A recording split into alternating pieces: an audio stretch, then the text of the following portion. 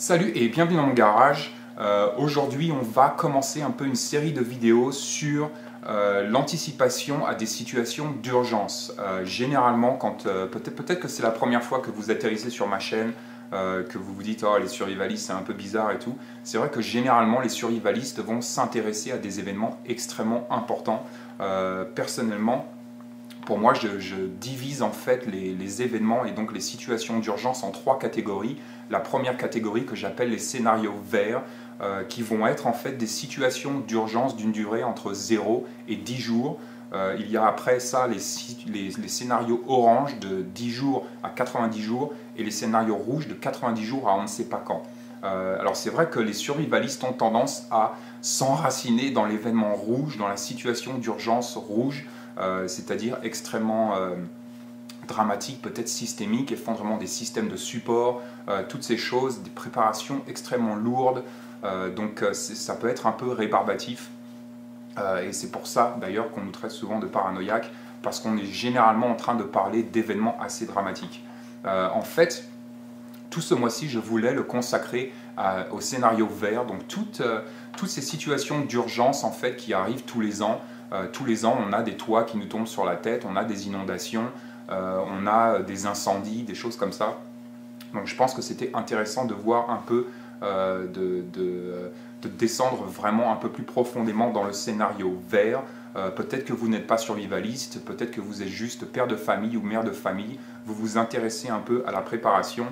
Ces vidéos vont être parfaites. Aussi, la question que je reçois généralement, une question que je reçois en fait très souvent, c'est par où commencer. C'est-à-dire que beaucoup de gens atterrissent sur le blog par exemple, et c'est vrai que maintenant il commence à y avoir énormément d'articles, mais donc on ne sait pas trop par où commencer. Donc aujourd'hui on va vraiment s'attaquer à une série de vidéos qui va peut-être définir le commencement, par où commencer toutes ces préparations, et puisque le survivalisme est encore perçu d'une manière un peu douteuse, en fait je vais reposer toutes ces vidéos sur nos gouvernements. Nos gouvernements respectifs. Je suis aux États-Unis, peut-être que vous êtes en France, peut-être que vous êtes au Québec, peut-être que vous êtes en Suisse, en Belgique, en Tunisie, au Maroc, en Nouvelle-Calédonie, à la Réunion, à la Guadeloupe, peu importe, vous parlez français, vous êtes ici, et on va s'attaquer donc à la préparation et l'anticipation en fait de certaines situations d'urgence, peu importe où vous êtes, peu importe dans quel pays vous vous trouvez. Mais peut-être que vous tombez sur mes vidéos et que vous dites « c'est super, mais je ne sais pas par où commencer ». On va voir ça aujourd'hui, mais donc je voulais reposer ces vidéos sur l'exemple des gouvernements, car nos gouvernements respectifs nous demandent à nous les citoyens d'être un minimum préparés à certaines situations d'urgence, pour des raisons qui sont assez évidentes. Premièrement, le citoyen est aux premières lignes. Si vous avez une inondation chez vous, par exemple, vous allez être aux premières lignes. Ce n'est pas le gouvernement qui est ici aux premières lignes. Aussi, dans des situations d'urgence, certaines situations d'urgence peuvent être gérées par l'État, par le gouvernement, par sa police, par ses pompiers et ainsi de suite, mais donc peuvent être gérées extrêmement rapidement et extrêmement efficacement, comme on le voit tous les ans. S'il y a un incendie chez vous et que vous appelez les pompiers, généralement les pompiers vont arriver très très vite. Ce qui peut se passer aussi par contre, c'est que dans une situation d'urgence un peu plus poussée, peut-être une situation d'urgence qui est toujours, là on est toujours dans le scénario vert de 0 à 10 jours, la normalité va réapparaître assez rapidement, mais peut-être que l'ampleur du désastre est tellement importante que les services de secours, notre gouvernement, l'État, ne pourra pas répondre à vos besoins assez rapidement. Donc on va voir un peu, en fait, pour appuyer ces vidéos, j'ai tout simplement été sur un site, une page web du gouvernement français qui s'appelle Prévention des risques majeurs et qui nous parle donc à nous les citoyens et qui nous dit comment nous préparer à ces situations d'urgence. Donc là on va avoir un peu le début du commencement, le pourquoi du comment. Donc en fait, ils commencent par définir un peu l'anticipation à une situation d'urgence, et pour eux, c'est avant tout identifier les risques qui nous entourent et donc prévoir des scénarios alternatifs. Après un inventaire de ces risques, il est nécessaire de les étudier et d'évaluer leur gravité potentielle et enfin décider des actions préventives à mettre en place. Anticiper, c'est finalement prendre les précautions nécessaires pour pouvoir gérer au mieux une situation de crise. C'est aussi simple que ça. Cette rubrique a donc pour objectif d'informer le citoyen sur les attitudes à adopter avant, pendant et après une situation d'urgence.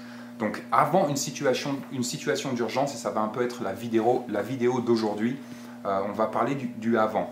Pour eux, ils ont 3 points, ils commencent par 3 choses. Le premier point, ça va être rechercher les informations sur les risques de votre région. Comme je le dis souvent sur le blog, presque à chaque vidéo en fait. Là, on va parler de personnalisation, c'est-à-dire que nous sommes tous dans des environnements différents. Je suis dans le Montana, nous avons des amis dans le Québec, mais on a aussi des amis en Guadeloupe, à La Réunion. Peut-être que vous êtes dans le sud de la France, peut-être que vous êtes dans le nord de la France, peut-être que vous êtes en Belgique, en Suisse, dans les montagnes ou à Genève, en milieu rural ou en milieu urbain. Peut-être que vous avez une situation familiale qui est totalement différente de la mienne, et ainsi de suite. Donc là, on va vraiment parler de personnalisation et donc de rechercher, de faire un travail de probabilité et d'information sur votre environnement et bien évidemment sur les risques. Okay, donc quels sont ces risques? Alors le gouvernement français a fait un très très bon travail pour comprendre les risques. Donc il y a pour eux les incidents liés à des risques naturels. Ces risques naturels, ils en comptent 11 sur le département français, qui comprennent l'avalanche, la canicule, le cyclone, l'éruption volcanique, les feux de forêt, le grand froid, l'inondation, le mouvement de terrain, le séisme, la tempête et le tsunami. Okay, donc les risques naturels, on les connaît tous, on devrait être un minimum préparé par rapport à ces risques, mais bien évidemment, vous pouvez vivre dans un environnement où ces risques auraient beaucoup de mal à apparaître. Les incidents liés à des risques sanitaires, extrêmement intéressant, on en parle assez rarement, c'est un sujet un peu bizarre. Mais donc les incidents liés à des risques sanitaires sont tout simplement des menaces auxquelles est exposée la santé publique et qui peuvent soumettre la population à des mesures drastiques telles que la quarantaine. Okay, généralement, vous allez voir, on va en fait, c'est une série de vidéos aussi, on va voir aussi ce qu'on peut faire par rapport à nos kits et nos préparations, mais on s'aperçoit que nos gouvernements respectifs, la France comme les États-Unis, nous disent de nous préparer par exemple pour 3 jours, d'avoir 3 jours de nourriture à la maison et 3 jours de flotte. Mais là, on s'aperçoit qu'ils nous disent par exemple qu'on pourrait être, nous les citoyens, soumis à des mesures drastiques telles que la quarantaine. Quarantaine, chez moi, ça veut dire 40 jours. Donc on pourrait rester coincé à la maison pendant 40 jours. Est-ce que vous avez à la maison 40 jours d'eau, 40 jours de nourriture, 40 jours d'énergie pour faire bouillir votre eau par exemple? Donc on va voir tout ça. Donc bien évidemment là on parle de pandémie, okay, c'est aussi simple que ça. Aussi on a les incidents liés à des risques technologiques. Les risques technologiques sont liés à l'action humaine, donc c'est tout ce qui est manipulation, transport et stockage de substances dangereuses.